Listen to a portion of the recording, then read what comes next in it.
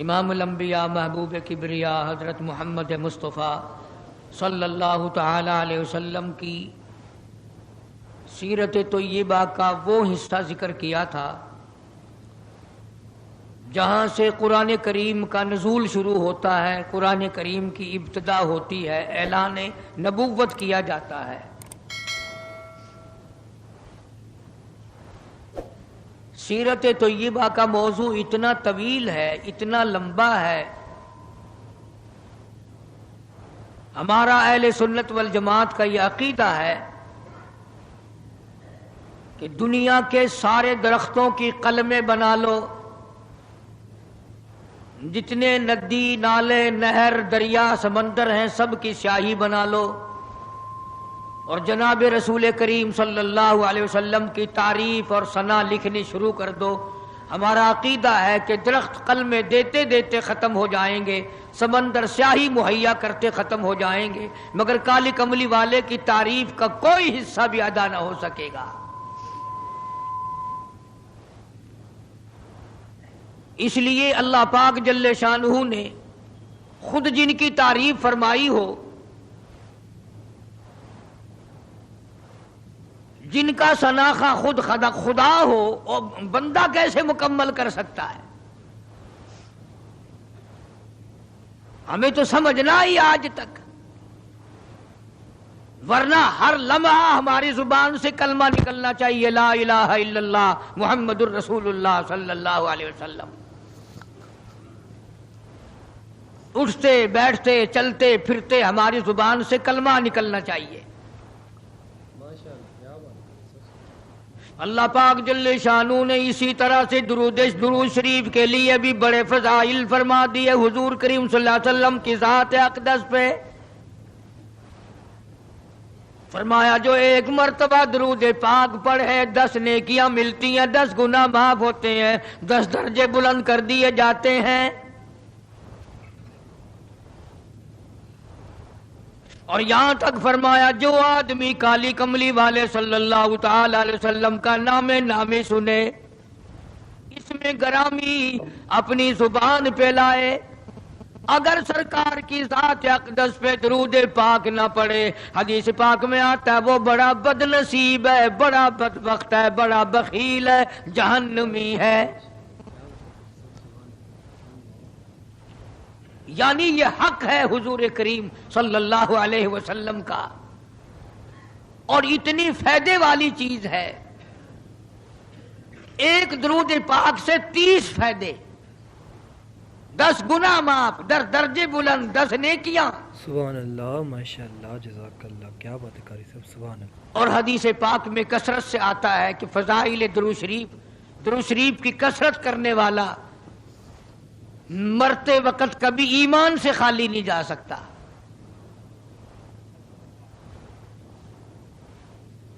مگر آج ہمیں فرصت نہیں، اس لیے قرآن کریم نے ان چیزوں کا اعلان کر دیا۔ حجۃ الوداع کا زمانہ ہے، کالی کملی والے کا آخری حج ہے۔ جبل رحمت کے نیچے ذرا سی نیچے اتر کر جگہ بنی ہوئی ہے، وہاں پر ایک اونٹنی پہ سوار ہے، ایک ڈاچی پہ سوار ہے، لوگوں کو فرمایا یا ایھا الناس، او لوگو، او انسانوں، او آدمیوں، اللہ اور اس کے رسول کو ماننے والوں، الصلاۃ الصلاۃ، نماز کی پابندی کرنا، بیماری میں بھی پڑھنا، سفر میں بھی نماز پڑھنا، شادی میں بھی نماز ادا کرنا، غمی میں بھی نماز ادا کرنا، سردی میں نماز ادا کرنا، گرمی میں نماز پڑھنا۔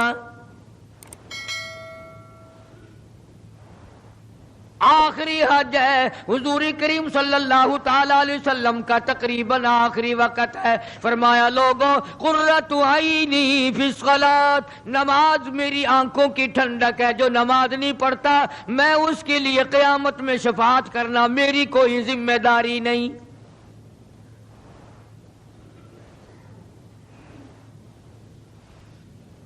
او ما ملکت ایمانہم، اور لوگوں اپنے ملازموں کا خیال کرنا، محتاجوں کا خیال کرنا، غریبوں کا خیال کرنا، مزدوروں کا خیال کرنا، معذوروں کا خیال کرنا، غریب پروری کرنا، لوگوں کے ساتھ ہمدردی والا برتاؤ کرنا۔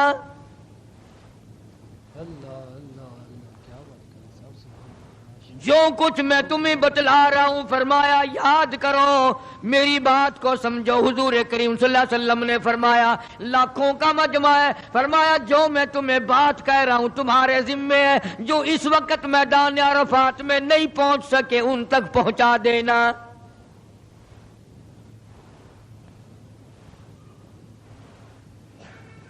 ادھر آپ نے امت کو تبلیغ فرمائی، آخری خطبہ ہے حضور کریم صلی اللہ علیہ وسلم کا، آخری خطبہ، آخری وعد ہے، آخری نصیحتیں ہیں۔ ادھر قرآن کریم کی آخری آیت نازل ہو گئی، الیوم اکملت لکم دینکم واتممت علیکم نعمتی ورضیت لکم الاسلام دینا۔ کالی کملی والے، آج ہم نے تمہارا دین کامل کر دیا، اسلام مکمل ہو گیا۔ حضور کریم صلی اللہ تعالی علیہ وسلم نے ضروری چیزیں آخری خطبے میں ارشاد فرما دی، فرمایا لوگوں اپنی عزت کو بچانا، اپنی عزت کا خیال کرنا۔ دو چیزوں کی ضمانت آج تم مجھے دے دو، ایک چیز کی ضمانت آج میں تمہیں دے دیتا ہوں، اپنی زبان کی اجازت دو، غلط نہیں استعمال کرو گے، اللہ رسول کے خلاف نہیں چلاؤ گے، اپنی نفسانی خواہشات کی ضمانت دو، اللہ اور اس کے رسول کے حکم کے خلاف نہیں برتو گے، نہیں چلاؤ گے۔ فرمایا والذی نفسی بیدی محمدا، او لوگوں اس مالک کائنات کی قسم میں جنت الفردوس کی تمہیں ضمانت دیتا ہوں۔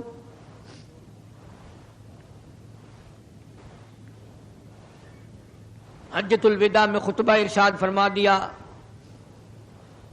اس کے بعد مینا مزدلفہ تشریف لے آئے، مکہ مکرمہ میں تشریف لے آئے، واپسی مدینہ پاک میں ہو رہی ہے، راستے ہی میں طبیعت بگڑ گئی۔ وہاں میدان عرفات میں آخری خطبے میں فرمایا او لوگوں شاید میری تمہاری آخری ملاقات ہو،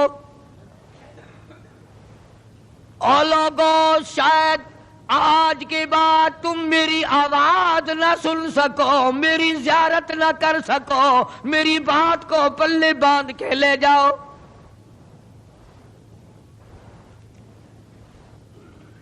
مدینہ طیبہ میں پہنچ گئے، راستے میں جو طبیعت بگڑی اور مزید خراب ہوتی چلی گئی، زیادہ پریشانی بڑھتی چلی گئی، یہاں تک کہ مدینہ پاک میں تشریف لے گئے تو مرض شدت اختیار کر گیا۔ جناب ابو ہریرہ رضی اللہ تعالیٰ عنہ نے دیکھ کر عرض کر دیا میرے آقا بڑی کمزوری آ گئی، بڑی ضعیفی آ گئی، بڑی ناتوانی سی آ گئی، بڑے آپ کمزور ہو گئے، بہت زیادہ ضعیفی چہرے سے ظاہر ہونے لگی۔ فرمایا ابو ہریرہ موت قریب ہے، موت قریب ہے، زندگی دور ہوتی چلی جا رہی ہے، اور تجھے کیا بتلاؤں جب قرآن کریم کی ان صورتوں کی تلاوت کرتا ہوں جن میں قیامت کا ذکر ہے، میرا سانس رک جاتا ہے، میرا سانس بگڑ جاتا ہے۔ ابو ہریرہ رضی اللہ تعالیٰ عنہ فرماتے ہیں میری آنکھ کھل گئی، پچھلی رات تھی، میں دربار رسالت میں چلا گیا، میں نے جا کے دیکھا حضور نے نماز کی نیت باندھی ہوئی ہے صلی اللہ علیہ وسلم، میں نے بھی ساتھ کھڑے ہو کر نیت باندھ لی۔ سورہ بقرہ 2.5 سپارے کی پوری سورت ہے۔ ابو ہریرہ کہتے ہیں پہلا سپارہ ختم ہو گیا، دوسرا سپارہ ختم ہو گیا، میں نے اندازہ لگایا کہ چلو سورت ختم کر کے تو رکوع فرمائیں گے، آل عمران شروع فرما دی، وہ 1.25 پارے کی ایک سورت ہے۔ پھر میں نے اندازہ لگایا کہ چلو اس سورت کے ختم ہونے پہ تو رکوع فرمائیں گے، سورت نساء شروع فرما دی، 5.25 پارے پڑھنے کے بعد جب رکوع فرمایا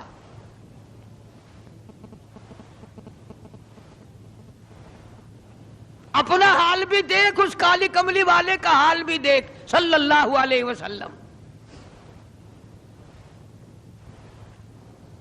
ابو ہریرہ کہتے ہیں جب قرآن مجید کی تلاوت ہو رہی تھی میں پاس کھڑا ہوا تھا نماز میں، حضور کے سینے سے، آپ کی چھاتی سے مجھے یوں سانس پھولنے کی آواز آئی جیسے ہنڈی پکتی ہوئی کھولتی ہے،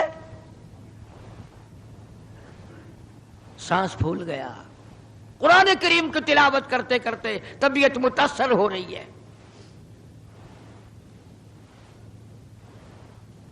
اس قسم کی نماز پڑھتے تھے ہمارے آقا حضرت محمد الرسول اللہ صلی اللہ علیہ وسلم۔ آج امت کی نمازیں اور اپنی نمازیں اور میری نمازیں تمہارے سامنے ہیں۔ امام الانبیاء محبوب کبریا حضرت محمد مصطفیٰ صلی اللہ تعالی علیہ وسلم کا مرض اتنا شدت اختیار کر گیا، بے ہوشی شروع ہو گئی۔ کبھی ہوش آ جاتا ہے، کبھی پھر بے ہوشی طاری ہو جاتی ہے، مرض بڑھتا چلا گیا۔ ایک روز نماز کا وقت آیا، جناب مدنی کریم صلی اللہ تعالی علیہ وسلم کے دیوانے، حضور کے پروانے، حضور کی شہدائی، حضور کے اوپر جان مال قربان کرنے والے، اولاد قربان کرنے والے، ساری زندگی قربان کرنے والے صحابہ کرام مسجد میں حیران ہیں، آج نماز کیسے پڑھیں گے، سرکار موجود نہیں۔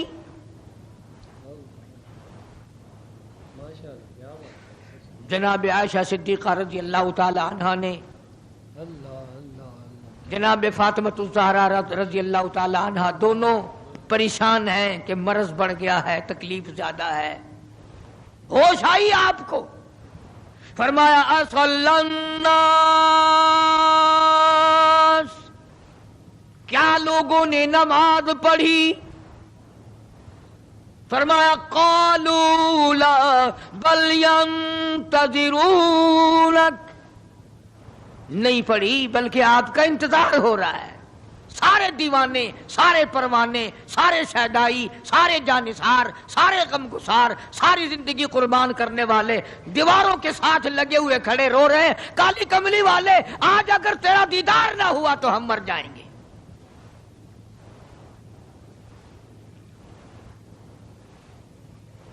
فرمایا مری ابا بکر ان یصلی الناس، عائشہ رضی اللہ تعالی عنہ، ابو بکر کو میری طرف سے حکم دو میرے مصلی پہ کھڑا ہو کر نماز پڑھائے، میرے مصلی پہ کھڑے ہو کر نماز پڑھائے۔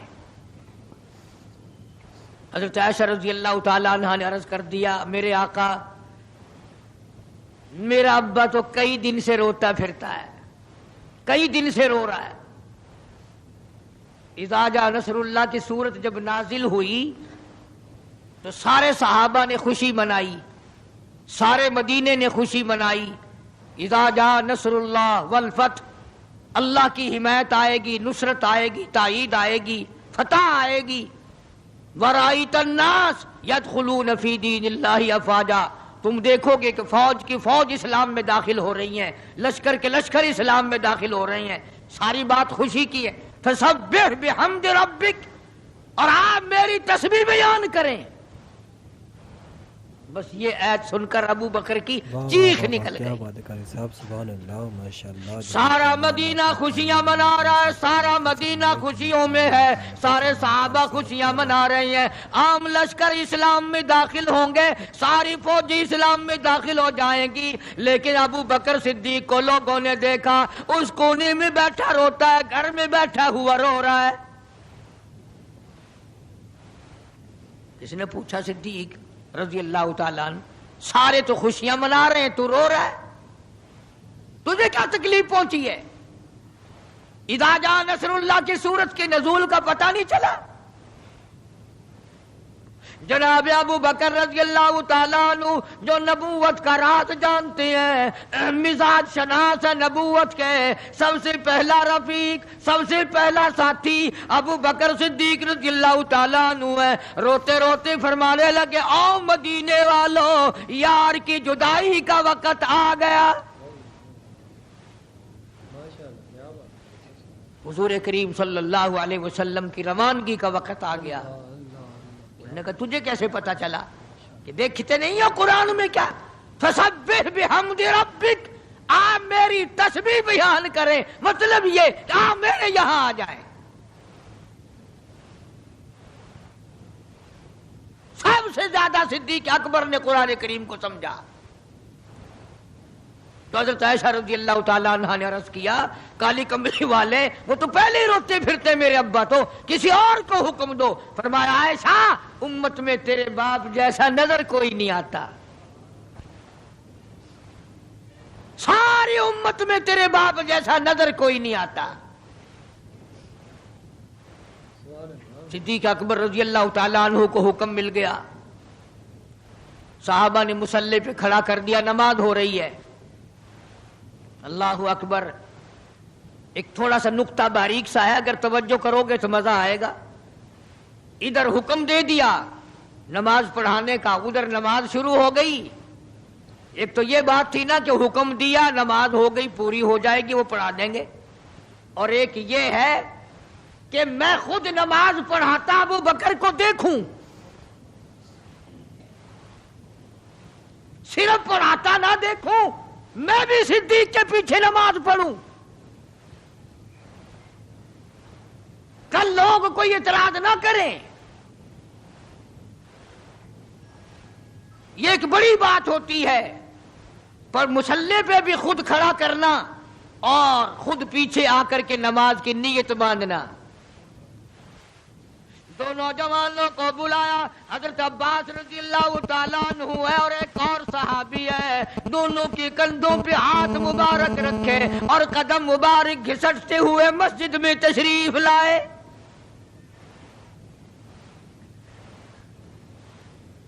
آپ اور میں تو تھوڑی سی تکلیف ہو جائے سب سے پہلا نزلہ نماز پہ پڑتا ہے.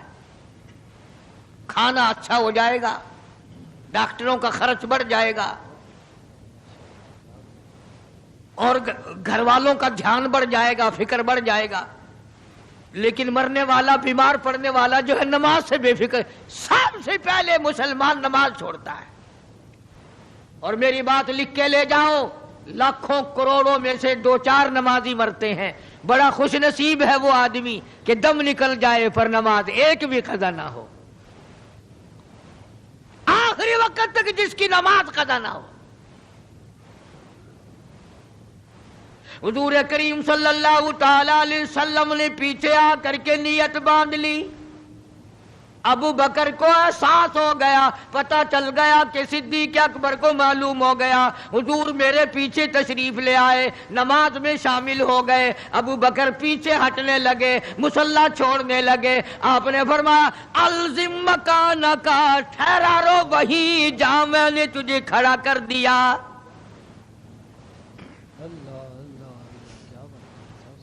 نماز ہو گئی. اب حضور کریم صلی اللہ علیہ وسلم جب تشریف نہیں لائے تھے، سارے غمگین تھے، سارے پریشان حال تھے، سارے یہ سوچ رہے تھے کہ آج کیا ہوگا، آج کیا بنے گی. سارے سرکار دو عالم صلی اللہ علیہ وسلم کے دیدار کے لیے اکٹھے ہو گئے. واہ واہ کیا بات ہے قاری صاحب. اور یہ آپ کا تشریف لانا، آخری تشریف لانا ہے مسجد نبوی میں، اور ممبر پہ آپ تشریف فرما ہوئے. آپ نے اسی خطبے کی پھر بعد الفاظوں کو، بعد احکامات کو دہرایا. اور لوگوں نماز کا خیال کرنا، نماز کی پابندی کرنا، یتیموں کا خیال کرنا، محتاجوں کی غریب پروری کرنا. اگر اس کے خلاف تم چلو گے میری کوئی ذمہ داری نہیں.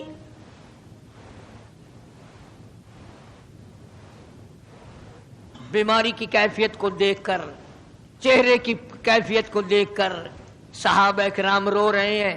سب کا دل اندر سے یہ کہتا ہے شاید آج آخری دیدار ہے، شاید آج آخری ملاقات ہے.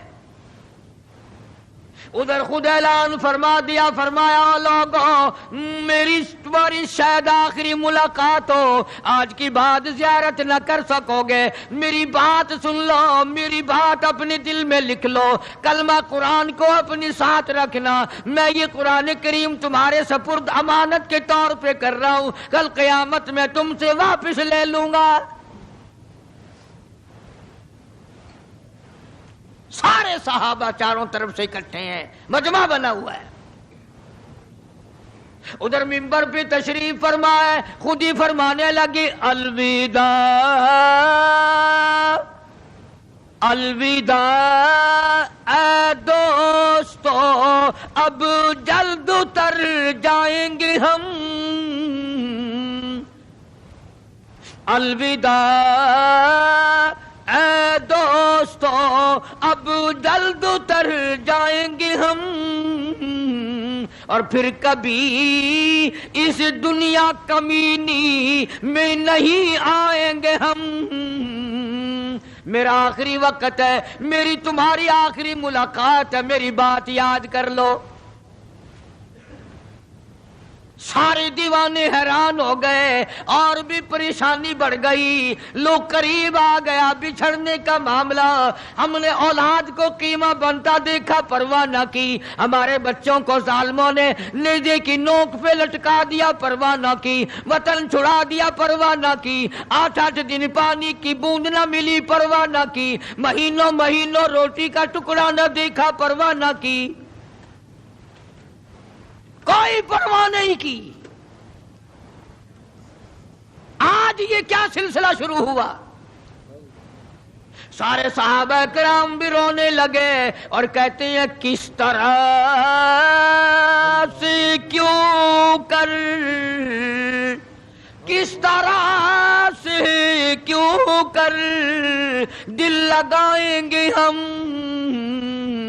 اور اس جیسی مبارک شکل کہاں سے لائیں گے ہم، کس طرح جئیں گے، کس طرح گزارا کریں گے؟ آقا ہم نے تو بھوک بجھائی، پیاس بجھائی، سب کچھ تجھ پہ قربان کر دیا تھا۔ حجرہ عائشہ میں تشریف لے گئے، پھر بے ہوشی طاری ہے۔ اللہ غنی، عائشہ صدیقہ تیرا کتنا اونچا کمال پروردگار نے کر دیا، کتنا اونچا تیرا نام کر دیا۔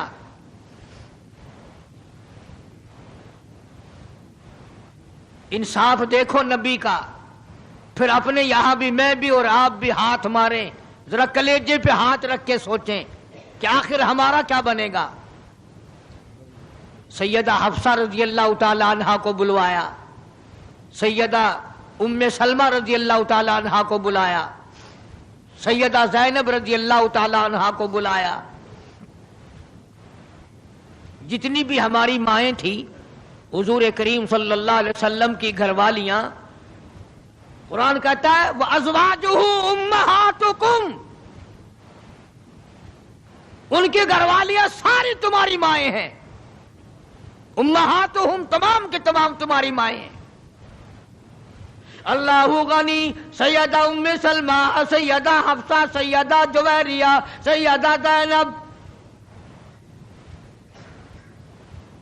سیدہ صفیہ، سیدہ ام حبیبہ رضی اللہ تعالیٰ عنہما، ساری ہماری ماؤں کو جمع کر کے فرمایا تم تمام کے تمام مجھے اجازت دے دو، میں اپنا آخری دل، اپنے آخری بیماری کا دل عائشہ صدیقہ کے حجرے میں گزار لوں،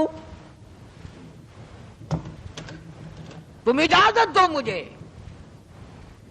بے انصافی نہ ہو جائے، خدا کے یہاں سے پوچھ گچھ نہ ہو جائے۔ امام الانبیاء ڈر رہے ہیں، ہم قبر میں جا کے ڈریں گے انشاءاللہ۔ ساری گھر والیوں کو اکٹھا کر کے اجازت مانگی جا رہی ہے، سب نے اجازت دے دی، اصل میں جنت الفردوس کا انتظام ہو رہا ہے۔ جس جگہ حضور کریم صلی اللہ علیہ وسلم اور عائشہ صدیقہ رضی اللہ تعالی عنہا کو اللہ میاں نے اکٹھا دیکھا، بستر میں دیکھا، قرآن اترتے دیکھا، اس حجرے پہ اتنا پیار آ گیا، اسی کو جنت الفردوس بنا دیا۔ اور پھر بات بڑھی، جناب عائشہ صدیقہ رضی اللہ تعالیٰ عنہا پریشان بیٹھی ہیں، جناب فاطمہ الزہرا رضی اللہ تعالیٰ عنہا پریشان بیٹھی ہیں، بڑی تکلیف ہے، بڑا شدت کا بخار ہے، بے ہوشی بھی ہے۔ فرمایا میری عائشہ ٹھنڈے پانی کا پیالہ لے آ، समझी मेरे महबूब को प्यास लगी होगी, दौड़कर पानी का प्याला ले आई, इशारा फरमाया यहां रख दो, रख दिया गया। जनाब आयशा सिद्दीका रज़ियल्लाहु ताला अन्हा फरमाती हैं मेरा कलेजा फटने लगा। जनाब फातिमा ज़हरा रज़ियल्लाहु ताला अन्हा फरमाती हैं मेरा जिगर फटने लगा। हमने आंखों से देखा इमामुल अंबिया सल्लल्लाहु ताला अलैहि वसल्लम की ज़ात अक़दस रहमत वाला हाथ उस पानी के प्याले में भिगो कर अपने चेहरे अनवर पे छींटे मारने लगे। यूं चेहरे अनवर को ठंडा कर रहे हैं। हज़रत आयशा फरमाती हैं रज़ियल्लाहु ताला अन्हा मैंने अर्ज़ कर दिया मेरे आका ये घबराहट कैसी, ये परेशानी कैसी, ये तकलीफ कैसी, ये छींटे कैसे। फरमाया मेरी आयशा तू नहीं जानती मौत कितनी घबराहट वाली चीज है। वजात सकरुल मौत बिल हक, कुरान कहता है कि मौत की सख्ती हक है। जनाब आयशा सिद्दीका रज़ियल्लाहु ताला अन्हा फरमाती हैं कि मैंने हुजूर की तकलीफ को जब आंखों से देख लिया फिर मेरे दिल में ये बात कभी आई ही नहीं कि और किसी को तकलीफ हो या ना हो।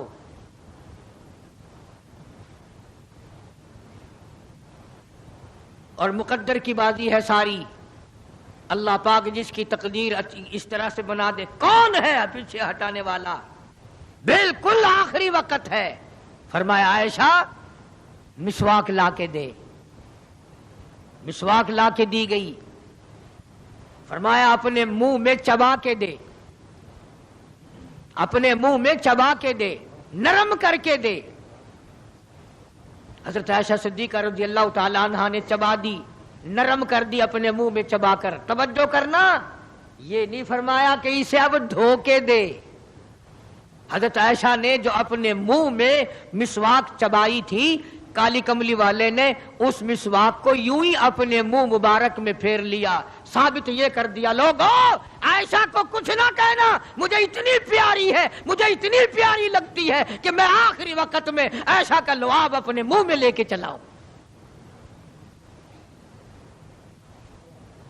आज लोग 4 वर्के तारीख की किताब की पढ़कर सहाबा किराम के फैसले शुरू कर देते हैं। अपने ईमान को बचाओ। खबरदार नबी के घर वालों के बारे में कभी गलत ख्याल ना करना। इसलिए कानून की बात सुनो। नबी जब कुरान कहता वमा यंतिकु अनिल हवा इन हुवा इल्ला वह्यु यूहा, नबी अल्लाह की इजाजत के बगैर सांस नहीं लेता, नबी अल्लाह की इजाजत के बगैर हाथ को हरकत नहीं देता, नबी अल्लाह की इजाजत के बगैर कदम नहीं उठाता, कदम नहीं रखता। तो नबी अल्लाह की इजाजत के बगैर रिश्ते भी नहीं करता। तमाम दुनिया के रिश्ते माँ करती है, बाप करते हैं, मामे करते हैं, नाने करते हैं, चचे करते हैं। नबी का रिश्ता खुदा करता है।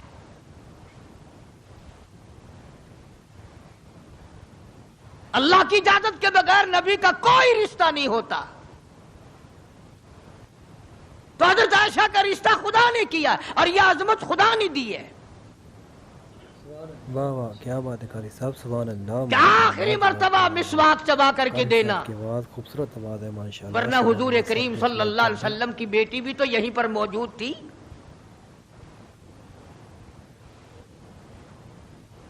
इसके बाद जनाब आयशा सिद्दीका रज़ियल्लाहु ताला अन्हा फरमाती है मैं भी बैठी थी, बड़ी परेशान थी। जनाब फातिमा ज़हरा रज़ियल्लाहु ताला अन्हा भी परेशान थी। माथे पे पसीने आते थे जाते थे।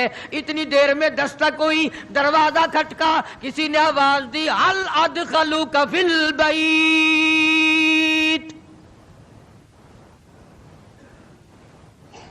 क्या मुझे घर में आने की इजाजत है। हज़रत फातिमा ज़हरा रज़ियल्लाहु ताला अन्हा जो अब्बा के गम की वजह से निहायत परेशान थी, निहायत मुज़महिल थी, निहायत दिल दुखा हुआ था, बस जुबान से ये बात निकल गई और देहाती कहीं के ओ गवार मेरा अब्बा बेहोश है, तुझे इजाजतों की पड़ी हुई है। सरकार को होश आ गया, یہ جواب سن لیا اپنی لخت جگر کا. رحمت والا ہاتھ اپنی بیٹی کے سینے پر رکھتے ہوئے فرمایا بیٹی یوں نہ کہو، یہ دیہاتی نہیں، یہ گوار نہیں، یہ پاگل نہیں، یہ تو اسرائیل ہے، یہ تو تیرے ابا کا مقام ہے کہ اجازت لے کے آ رہا ہے. اس نے تو آج تک کبھی کسی سے اجازت مانگی ہی نہیں، کبھی بھی کسی سے اجازت نہیں لی. یہ اکرام ہے محمد مصطفیٰ صلی اللہ تعالی علیہ وسلم کا. تشریف لے آئے اور یہ جو معاملہ ہو رہا ہے نا، جو کچھ میں بتلا رہا ہوں یاد کرنے کے لیے عرض کر دوں. یہ جو کچھ میں آج تمہیں بتلا رہا ہوں، چونکہ ربیع الاول کا مہینہ ختم ہو رہا ہے، آج اس کا آخری جمعہ ہے، اس لیے میں اس عنوان کو ختم کرنا چاہتا ہوں. اور مطلب میرا کیا ہے، یہ جو کچھ میں تمہیں بتا رہا ہوں ساری دنیا کے علماء کا اتفاق ہے، یہ سب کچھ 12 ربیع الاول کو ہو رہا ہے. یہ اسرائیل کا آنا اور یہ بیماری اور یہ پریشانی اور یہ پسینے اور یہ حضرت عائشہ کا مسواک کو چبا کر کے دینا اور فاطمۃ الزہرا کا پریشان ہونا، یہ 12 ربیع الاول کو ہو رہا ہے سب کچھ. جس دن تو ڈھول بجاتا ہے، جس دن تو نے 1400 سال کے بعد ناچنے کا پروگرام بنایا ہوا ہے. تیرے بیٹے کا آخری وقت ہو، برابر والا ڈھول بجا کے دکھائے، تیرے کلیجے پہ چوٹ لگے گی. او ظالم میرا کیا حال ہے اور تم نے یہ کیا شروع کیا ہے؟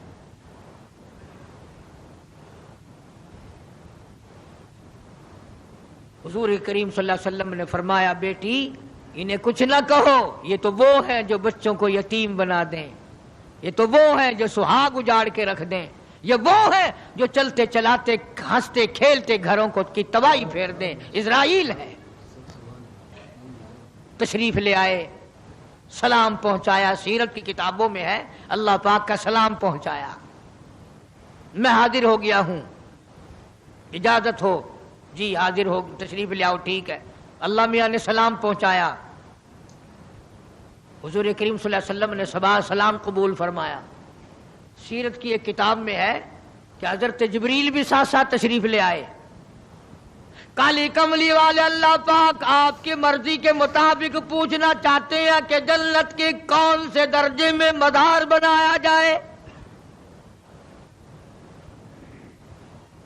فرمایا جبریل تم میرا مزار جنت میں بنا دو گے، میرا بلال کہاں جائے گا، میرا سہیل کہاں جائے گا، میرا سلمان فارسی کہاں جائے گا؟ اور جن کے چمڑے ادھیڑ دیے گئے، جن کی آنکھیں نکال دی گئی، جن کو انگاروں پہ ساڑا جلایا گیا، جن کی پسلیاں توڑ دی گئی، وہ کہاں جائیں گے؟ یہاں بناؤ مدینے میں.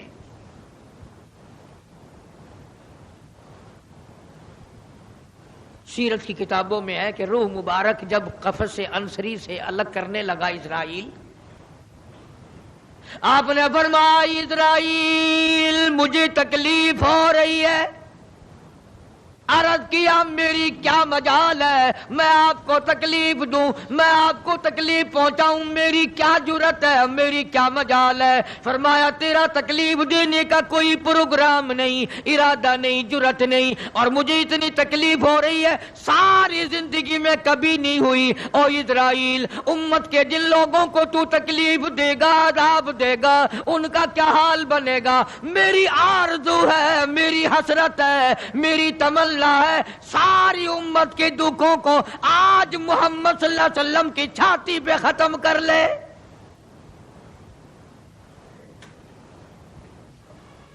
جو تکلیف تو نے ساری امت کو دینی ہے وہ آج میرے اوپر ختم کر لے. ان کی وفا دیکھ اور اپنی جفا دیکھ، وہ کس وقت میں تجھے یاد کر رہے ہیں جبکہ روح مبارک جسم سے الگ ہو رہی ہے. ظالم آپ اور میں حضور صلی اللہ علیہ وسلم کو کوٹھی میں یاد نہیں کرتے، بنگلے میں یاد نہیں کرتے، ایئر کنڈیشن میں یاد نہیں کرتے، پنکھوں کے نیچے یاد نہیں کرتے، ٹھنڈی ہوا میں یاد نہیں کرتے، رات کو یاد نہیں کرتے، دن کو یاد نہیں کرتے. اور آقا امت کو کس وقت یاد فرما رہے ہیں صلی اللہ علیہ وسلم.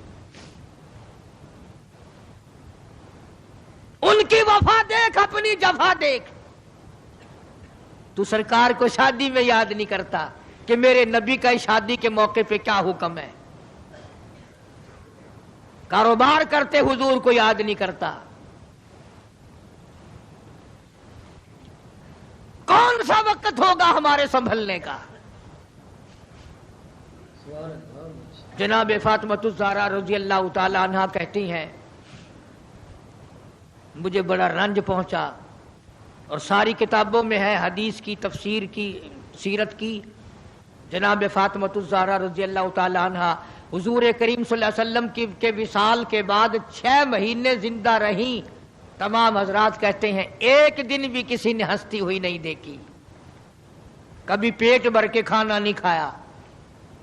اکثر رویا کرتی تھی او مدینے والوں، تم نے میرے ابا کی قبر پہ کن ہاتھوں سے مٹی ڈالی. اور امت کے ساتھ اور سلوک روا رکھنے والی، محبت والی بات ایک اور چیز لکھی سیرت کی کتابوں میں.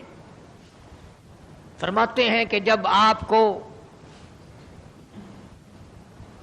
حضرت عائشہ فرماتی ہیں کہ آواز پست ہو گئی، بالکل آواز نکلنی بند ہو گئی، سانس ختم ہو رہا تھا. توجہ گئی، سانس ختم ہو رہے تھے، آواز بالکل پست ہو رہی تھی. حضرت عائشہ فرماتی ہیں کہ لب حرکت کرتے تھے، لب مبارک حرکت کرتے تھے. حضرت عائشہ فرماتی ہیں کہ میں نے یوں کان لگا دیا لبوں کے قریب کہ کیا فرما رہے ہیں. فرماتی ہیں ایک ہی آواز تھی، ربی حبلی امتی، مولا میری امت کو معاف کر دے، مولا میری امت کو معاف کر دے.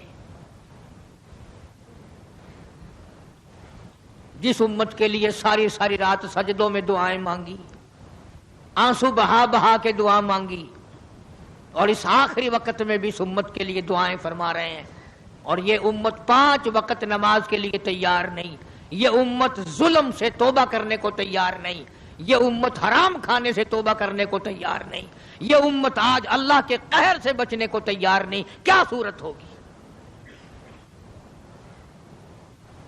اسی لیے قرآن کریم کے 18ویں سپارے کی ایک آیت آپ کو آخری میں سنا دوں. میدان حشر برپا ہوگا، قیامت کا میدان لگا ہوا ہوگا. جناب مدنی کریم صلی اللہ تعالی علیہ وسلم تشریف لائیں گے اور فرمائیں گے وقال الرسول یا رب ان قوم اتخذوا هذا القرآن مہجورا. یا اللہ، یہ وہ لوگ ہیں جنہوں نے میرے قرآن کا مذاق اڑایا، تمسخر اڑایا، ٹھٹھا بنایا، مخول بنایا. وَكَذَلِكَ جَعَلْنَا لِكُلِّ نَبِيٍّ عَدُوًّا مِّنَ الْمُجْرِمِينَ. یہ میرے دشمن ہیں جیسے پہلے نبیوں کے دشمن ہوا کرتے تھے. جلال میں ہوں گے، غصے میں ہوں گے. محمد عربی صلی اللہ علیہ وسلم جب فرشتے خبردار کریں گے کالی کملی والے تیرے بعد انہوں نے بڑی بدعت پھیلائی،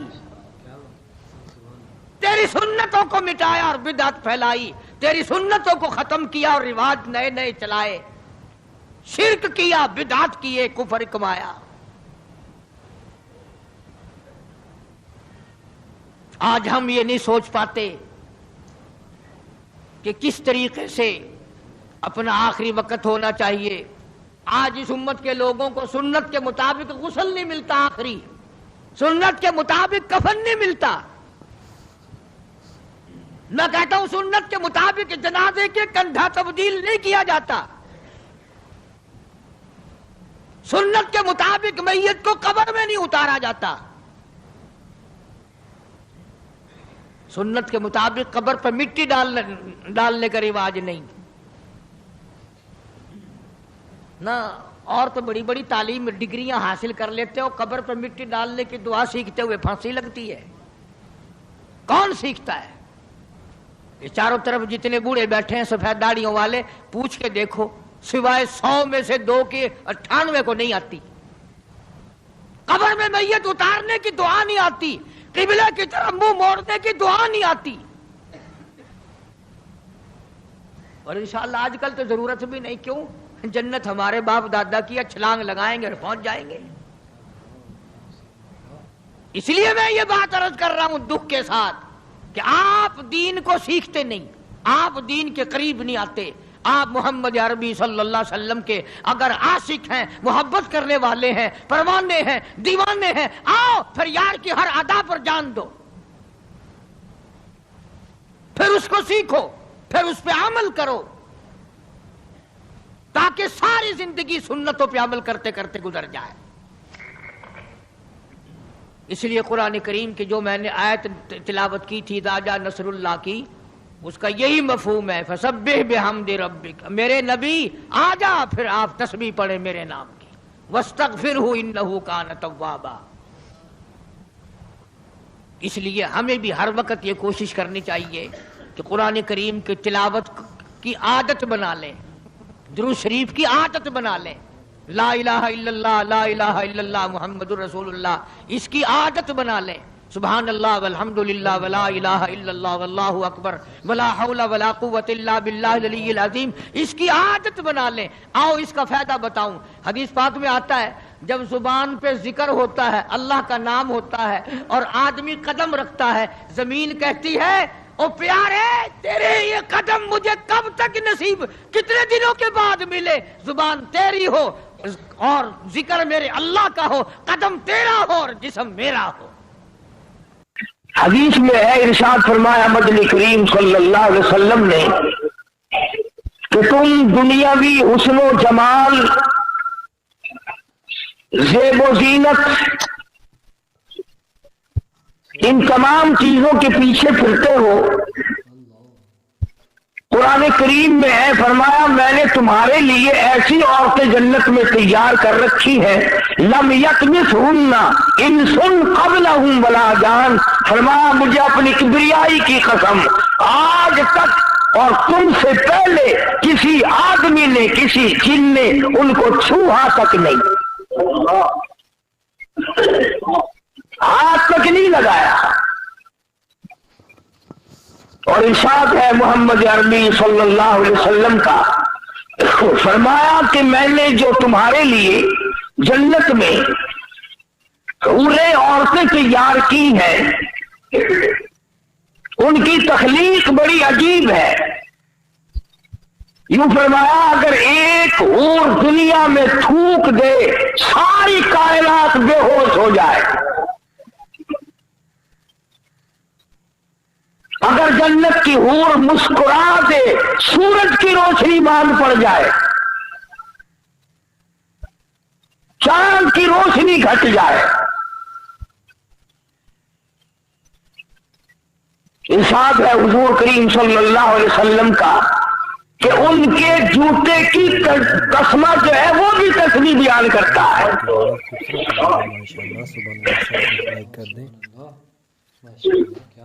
ابکارا کے لفظ ہے قرآن کریم میں، باکرا نوجوان، عروبن تمام چیزیں جوانی کی موجود،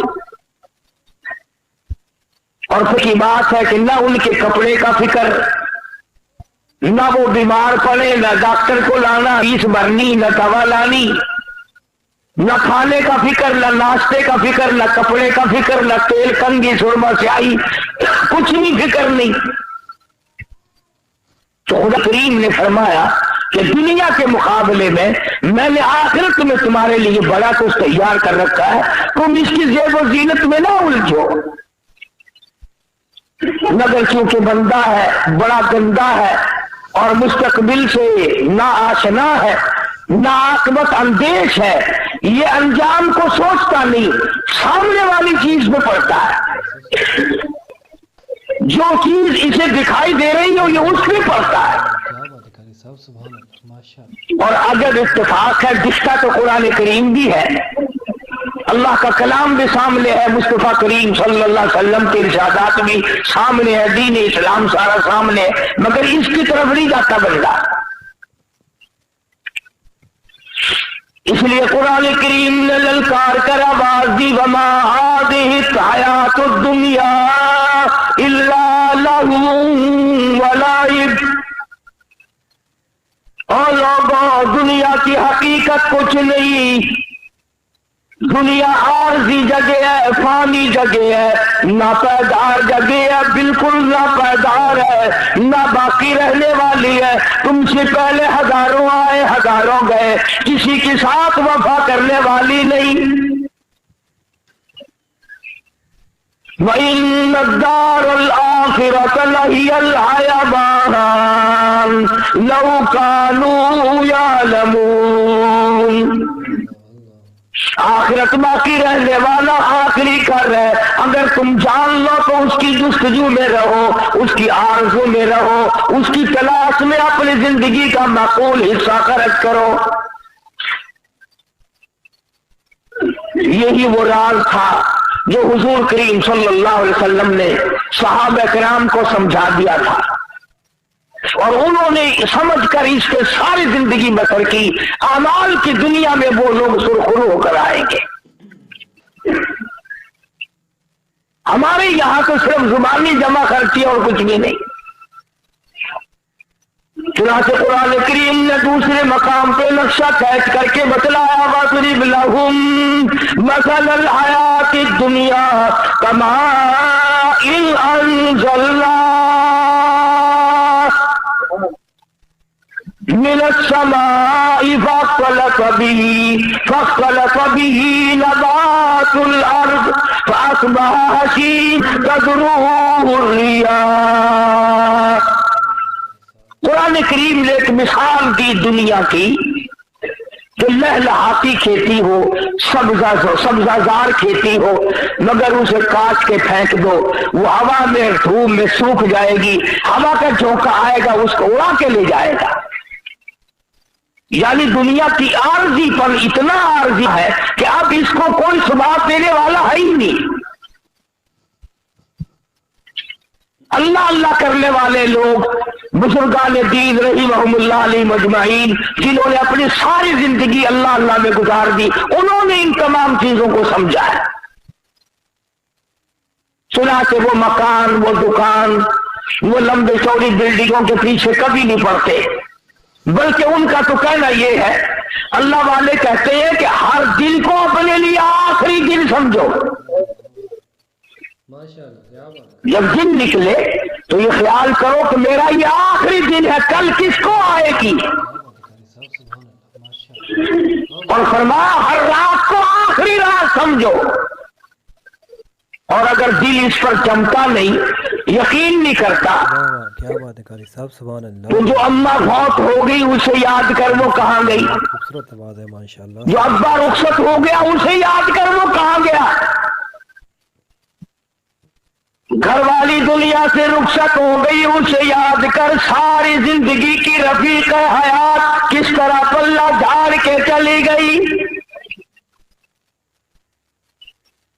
اگر وہ سب جا سکتے ہیں تو میرا تیرا یہ ٹھکانہ کیسے بن جائے گا۔ صبح نہیں شام، شام نہیں صبح، آج نہیں تو کل، یہ کام تو بھائی جان بننا ہی بننا ہے۔ قرآن کریم نے اسی لیے بار بار فرمایا آپس میں دوڑ لگی ہے مکانوں کی، آپس میں دوڑ لگی ہے دولت اکٹھا کرنے کی، دوڑ لگی ہوئی ہے مکان بڑے سے بڑے بنانے کی، بڑی سے بڑے گھر میں شادی کرنے کی، اور یہ دوڑ آج تک نہیں لوگوں نے لگائی کہ میں کروڑوں سال قبر کی زندگی جو بسر کروں گا اس کا میرے پاس کیا انتظام ہے۔ تانبے والی زمین ہو، سورج آسمان سے نکل کر سر پہ آ کے کھڑا ہو جائے، اس وقت کے بچاؤ کی کیا صورت ہے۔ ایک بات یاد دلاؤں جو قرآن کریم آپ کو یاد دلانا چاہتا ہے، یہ جو دل میں ہے نا، اور جی ہم تو حضور کریم صلی اللہ علیہ وسلم کے امتی ہیں، سبحان اللہ سبحان اللہ، اتنے بڑے نبی کے امتیوں کو جہنم میں کون جانے دے گا بھائی۔ میں تجھے بتلاؤں، غلام ہے مدنی کریم صلی اللہ تعالی علیہ وسلم کا، سامان بھی حضور کا، غلام بھی حضور کا، چاچی بھی حضور کی، गुलाम भी सरकार मदीना सल्लल्लाहु अलैहि वसल्लम का है, सामान भी हुजूर करीम सल्लल्लाहु अलैहि वसल्लम का है, ऊँटनी और डाकी भी हुजूर की है। सामान दुरुस्त कर रहा था, सामान लाद रहा था, सामान ठीक कर रहा था। दुश्मन की तरफ से तीर आया, उसके सीने में लगा, वो फौरन उसी वक्त बेचारा रुखसत हो गया। सहाबा दौड़े, जन्नती जन्नती जन्नती, गुलाम है काली कमली वाले का। हम तो नाम के है ना, वो असली गुलाम था हुजूर का, और सामान भी हुजूर का उठा रखा था उसने, और हुजूर ही की ऊँटली पे लाद रहा था। अंदाजा लगा गुलाम भी काली कमली वाले का हो, सामान भी हुजूर का हो, लाठी भी हुजूर की हो। साहबा कहते हैं जन्नती जन्नती जन्नती। आप तशरीफ ले आए, फरमाया हुआ बिन्नार।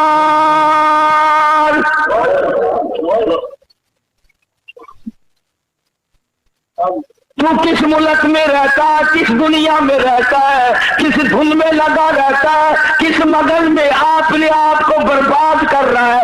काली कमली वाले का गुलाम है, काली कमली वाले का सामान है। ऊँटनी भी हुजूर की है, जिस पर हुजूर सवारी करते हैं। सामान लाता हुआ तीर लगा, दुनिया से रुखसत हो गया। सब कहते हैं जन्नती जन्नती। काली कमली वाले ने आके फरमा दिया हुआ फिर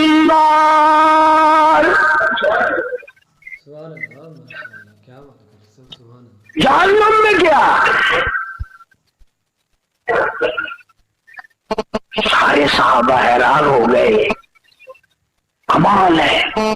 गुलाम भी सरकार मदीना सल्लल्लाहु अलैहि वसल्लम का हो, सामान भी हुजूर का हो, सवारी भी हुजूर की हो, तीर भी काफिर ने मारा हो, फिर भी जहन्नमी। आप मदनी करीम सल्लल्लाहु तआला अलैहि वसल्लम के इरशाद का तर्जुमा सुन और जरा अपने गिरेबान में झांके, अपने आप से पूछी मेरा तेरा क्या हाल है। हुजूर करीम सल्लल्लाहु अलैहि वसल्लम ने फरमाया, इसलिए माल गनीमत में से जो अभी तकसीम नहीं हुआ होगा, इसने एक चद्दर उठा ली होगी। मैं देख रहा हूं इस वक्त आग की बनकर सारे बदन पे लिपट गई। वाह वाह, क्या बात है कारी साहब, सुभान अल्लाह, माशाअल्लाह, जज़ाकल्लाह। ये बात नहीं कि आज ही इसने ये काम किया है, न जाने किस जंग के मौके पे किया होगा। यूं ही जरूरत होगी गनीमत का माल जो काफिर छोड़ के जिहाद में जंग में भागा करते थे, उसे इकट्ठा करके हुजूर करीम सल्लल्लाहु अलैहि वसल्लम के सामने लाया जाता था और फिर वो हिस्से के मुताबिक तकसीम हुआ करता था। चुनाचे तकसीम से पहले इसने एक चद्दर उठा ली होगी। मुमकिन है ये समझकर उठाई हो कि मुझे जरूरत है चादर की, चादर पड़ी है, उठा के ऊपर कर ली, कोई बात नहीं।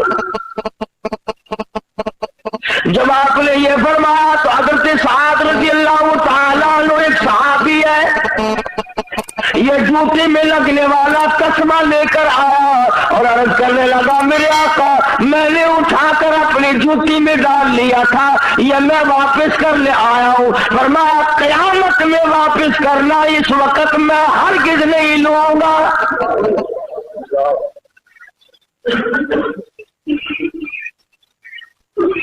ये जो हम रात दिन दगाबाजी, फरेबबाजी, झूठ बोलना, बदमाशी करना और अपने आप को नए लाड बनाने की जो फिक्र लगी हुई है, इसका जरा अंजाम तो देखना, बनेगा क्या। अल्लाह अल्लाह अल्लाह, क्या बात है कारी साहब, सुभान अल्लाह, माशाअल्लाह। पहरेदारी पहरेदारी मुकद्दर में आ जाती है, आगे कुछ नहीं होता। और वो कितनी मलऊन शय होगी जिसके बारे में खुद इरशाद है मदनी करीम सल्लल्लाहु अलैहि वसल्लम का। फरमाया अद्दुनिया जीफतुन तालिबुहा किलाब। फरमाया दुनिया मरदूद है, दुनिया के तलब करने वाला कुत्ते की तरह है।